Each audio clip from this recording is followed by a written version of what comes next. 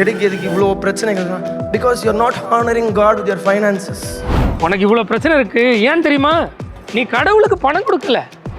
சின்னதாக கூட இருக்கலாம், ஆனாலுமே அதில் டிஃப்ரென்ஸ் இருக்குன்னு தான் நான் சொல்ல வரேன். நீ கொஞ்சோண்டி கொடுத்தா கூட டிஃப்ரென்ஸ் இருக்கு. ஜான் ஜெபராஜ் முன்னாடி சொன்னார்ல, அப்படின்னு பண்ணும்போது எப்படி உங்கள் பொருளாதாரம் ஆசீர்வதிக்கப்படும்? How will your finances be blessed? எப்படி ஆசீர்வதிக்கப்படும்? உங்களுக்குலாம் ஐடியாஸே வராது. பணம் கொடுக்கணும். பணம் வேணும்னா என்ன வேணால் பேசுவீங்களா? ஏற்கனவே நம்ம 2 வீடியோ பார்த்தோம்.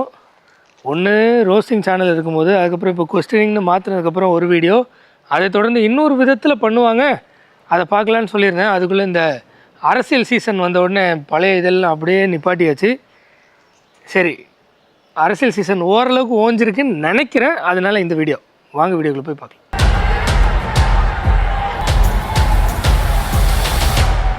வேதத்திற்கு எதிரான கிறிஸ்தவர்களிடம் கேள்வி கேட்கலாம் வாங்க. This is your first time to break through worship. இல்லைனா இதுதான் உங்கள் முதல் வாட்டி for healing meeting. Don't feel that என்னடா இது வந்தோடனே இவங்க ஆஃபரிங் எடுக்கிறாங்களே அப்படின்னு. வந்தோடனே ஆஃபரிங் எடுக்கிறானேன்னு நினச்சிடாத. நான் எடுக்க மாட்டேன், அப்படி இல்லை, எடுக்க தான் போகிறேன். ஏன், எப்படி அப்படின்றது தான் அப்படி. Let me tell you, always remember, இது என்னோட வாழ்க்கையில் நான் ஒர்க் அவுட் ஆகிருக்கிறத விட நான் எக்ஸ்பீரியன்ஸ் பண்ணியிருக்கிறேன். நானும் உங்களை மாதிரி தான். Okay, before I could come in to ministry நான் நிறைய மீட்டிங்ஸ் போயிருக்கிறேன். உட்காந்து யோசிப்பேன், என்னடா அது எல்லாருமே ஆஃபரிங் போடுறாங்களே, டைத்துனா என்ன, ஆஃபரிங்னா என்ன அப்படின்னு நிறைய டவுட்ஸ்லாம் இருந்திருக்கு. அது எதுக்கு கொடுக்கணும் அப்படின்னு நிறைய பேர் டவுட்ஃபுல்லாக இருப்பாங்க இல்லையா? அவங்களுக்கு கொஞ்சம் கிளாரிட்டி கொடுத்தா தானே அவங்க கொடுப்பாங்க. அதனால் கிளாரிட்டி கொடுக்கணுமா இல்லையா? கிளாரிட்டி கொடுக்கணுமா இல்லை பயம்படுத்தணுமா? ஆனால் நான் மினிஸ்ட்ரிக்கு வந்த அப்புறமா தான், when I had the practice of tithing and when I had the practice of offering, that's when God made me realize that you need to honor God with your finances. கடவுள் இவருக்கு புரிய வச்சாராம், தனக்கு பணம் கொடுத்து அவரை குளிர்விக்கணும்னு. That's when God made me realize I need to honor God with my finances. பணம் அப்படி உண்மையிலே வேதத்தின் ஆண்டவராக இருக்க வாய்ப்பு இல்லை. இவர்கிட்ட எந்த கடவுள் அப்படி கேட்டாருன்னு தெரில. ஓகே, எதுக்கு நம்மளுக்கு பொருளாதாரத்தில் திருப்பமான வரமாட்டேங்குது, எதுக்கு எனக்கு இவ்வளோ கடன் இருக்குது, எதுக்கு இவ்வளோ பிரச்சனைகள்? Because you are not honouring God with your finances. உனக்கு இவ்வளோ பிரச்சனை இருக்குது ஏன் தெரியுமா? நீ கடவுளுக்கு பணம் கொடுக்கல அப்படின்னு சொல்கிறார். அதை தான் சொல்கிறார்.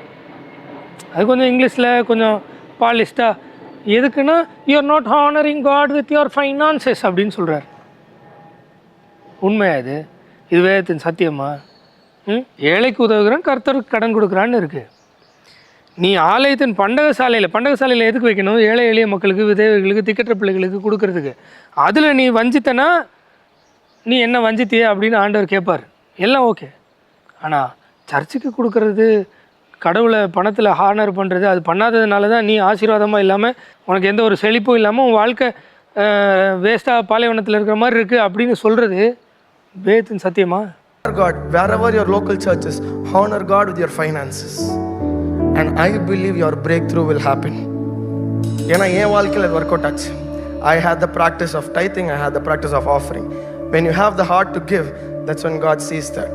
நீ எப்போ சர்ச்சுக்கு கொடுக்குறியோ அப்போ தான் கடவுள் பார்ப்பார், அப்போ தான் உன் வாழ்க்கை மாறும். இது வேத சத்தியமா? இல்லை உன்னை சுற்றி இருக்கிறவங்களெலாம் கொடு, உபத்திரத்தில் இருக்கிறாங்க அவங்களுக்கு ஹெல்ப் பண்ணு, நான் ஜெயிலில் இருந்தேன் என்னை பார்க்க வரல, நான் சாப்பாடு இல்லாமல் இருந்தேன் நீ என்னை சாப்பாடு தரல, நான் உடை இல்லாமல் இருந்தேன் நீ எனக்கு உடை தரல அப்படின்னு ஆண்டவர் சொல்கிறாரா? இல்லை சர்ச்சுக்கு நீ பணம் கொடுத்து எனக்கு ஹானர் பண்ணலை அதனால நான் உன்னை உள்ளே விட மாட்டேன்னு சொன்னாரா? எது வேத சத்தியம்? அதை விட்டுட்டு எனக்கு தான் எல்லாமே, நான் தான் எல்லாமே வச்சுப்பேன் அப்படின்னு நீங்களே எல்லாத்தையும் வச்சுக்கிட்டீங்கன்னா என்ன நடக்க போகுது? என்ன நடக்க போகுது? உனக்கு ஒன்றும் நடக்காது. கொடுத்தா தான் நடக்கும். அதுதானே சொல்ல வராரு இல்லையா? இதை இப்படியே ஒரு ஸ்டெப்பாக மேலே போய் நீ கொடுத்தா தான் உருப்பிடுவ, இல்லைனா நீ நாசமாக போயிடுவ அப்படின்றத அப்படியே பாலிஸ்டாக சொல்லுவாங்க. அதற்காக நம்ம கொடுக்கும் போது தான் அப்போ தான் உங்கள் பொருளாதாரம் ஆசீர்வதிக்கப்படும். கொடுக்கும்போது தான். அப்போ கொடுக்காதவர்கள் ஆசீர்வாதமாக இருக்கிறார்களா அல்லவா? ஆண்டவரை கனம் பண்ணுறதுனா பணத்தை கொடுக்கறதா? முதல் கேள்வி. அப்படி ஆண்டவருக்கு சர்ச்சு நடத்துகிற உங்களை மாதிரியான ஆட்களுக்கு பணத்தை கொடுக்கறது தான் ஆண்டவரை கனப்படுத்துறதா? அப்படி கனப்படுத்தினா தான் என் வாழ்க்கை நல்லா இருக்குமா? அதை தான் நீங்கள் சொல்ல வரீங்களா? ம், ரொம்ப சிம்பிள். நீங்க சொல்லலாம் இப்போ ஆஃபரிங்னால இவன் இப்படி பேசுறான் அப்படின்னு நீங்க சொல்ல. இல்ல, உண்மையிலேயே நான் சர்ச் அட்டன் பண்ணும்போது அதை நான் ப்ராக்டிஸ் பண்ணேன். அப்போ எனக்கு தெரிஞ்சது அதோட டிஃப்ரென்ஸ் என்னன்னு. சின்னதாக கூட இருக்கலாம், ஆனாலுமே அதில் டிஃப்ரென்ஸ் இருக்குன்னு தான் நான் சொல்ல வரேன். நீ கொஞ்சோண்டி கொடுத்தா கூட டிஃப்ரென்ஸ் இருக்குது. இந்த ஜான் ஜெபராஜ் முன்னாடி சொன்னார்ல, அது 1/2 கிராம் தங்கமாக இருக்கலாம், இதுவாக இருக்கலாம், அதுவாக இருக்கலாம், ஒரு 500 ரூபாயா இருக்கலாம், 50 ரூபாயா இருக்கலாம். இந்த 5 அப்போ 2 மீன் 5000 20,000 இருக்கலாம், 500 200 இருக்கலாம், கழுத 50 20 கூட இருக்கலாம். Okay, so when you give, ஆண்டவருக்காக கொடுக்கும்போது நம்மளோட பெஸ்ட்டை மட்டும்தான் கொடுக்கணும். அதை தவிர்த்து எதுவும் கீழே பெஸ்ட்டுக்கு கீழே ஓரளவுக்கு இல்லை. உங்களுக்கு வலிச்சாலும் பரவாயில்லைங்க, ஆண்டவருக்காக கொடுக்கும்போது முழு மனதோடு கொடுங்க. உங்களுக்கு வலிச்சா கூட பரவாயில்ல, நீங்கள் சர்ச்சுக்கு கொடுத்துடணும். அதான் ஆண்டவரை கனம் பண்ணுறது. உங்களுக்கு வலிச்சாலும் பரவாயில்ல, எங்களுக்கு கொடுத்துடணும். அதுதானே சொல்கிறாரு. அப்படி வேதத்தின் சத்தியம் எங்கேயாவது இருக்கா? எங்கேயாவது இருக்கா? புதிய உடன்படிக்கை சபையில் அப்போஸ்தலர்களோ இல்லை இயேசு கிறிஸ்துவோ இந்த டீச்சிங்கை எங்கேயாவது பண்ணாங்களா? சரி, ரொம்ப நாளாச்சு டிபேட் பண்ணி இந்த டீச்சிங் உண்மையிலே பைபிளில் தான் இருக்குன்னு யாராவது முட்டு கொடுக்க வந்தீங்கன்னா, you can contact me and we'll have a debate. ஆண்டவரை முதலாவது இடத்துல வைங்க. ஆண்டவரை முதலாவது இடத்துல வைக்கணும், சரிதான், அது எங்களுக்கு தெரியும். ஆனால் இவர் லைட்டாக ட்விஸ்ட் பண்ணி வேறு எங்கேயோ கொண்டு போவார். எதில் முதலாவது இடத்துல வைக்கணும்? உங்களோட பொருளாதாரத்தில். நான் பணம் கொடுக்கறதில்ல சர்ச்சுக்கு, இந்த மாதிரியான ஆட்களுக்கு. உங்கள் பிஸ்னஸ் செழிக்கும்.